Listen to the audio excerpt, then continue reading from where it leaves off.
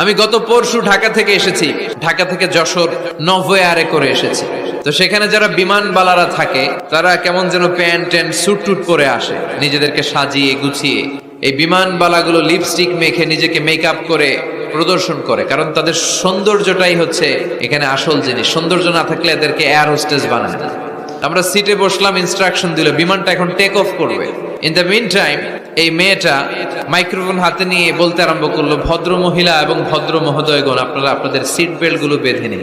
এখনই আমাদের উড়োজাহাজটি শাহজালাল আন্তর্জাতিক বিমানবন্দর থেকে 14,000 ফিট উপর দিয়ে যশোর বিমানবন্দরে উদ্দেশ্যে ছুটবে। আল্লাহ আকবার, আল্লাহ আকবার, আল্লাহ আকবার। তো আমি ঘাড় ঘুরে তাকাইলাম, কিরে আল্লাহ আকবার বলে কেডা? ওদের সবার খুব ভালো করেই জানা ওই 14,000 ফিট উপরে আকাশের মাঝে আমাদেরকে বাঁচানোর কেউ নাই। পুলিশ আমারে বাঁচাতে পারবে না, এয়ারলাইন্স এর ম্যানেজার আমারে বাঁচাতে পারবে না। ওই 14,000 ফিট উপর থেকে আমারে বাঁচাতে পারে একজন। চিল্লায় বলেন, যিনি কে?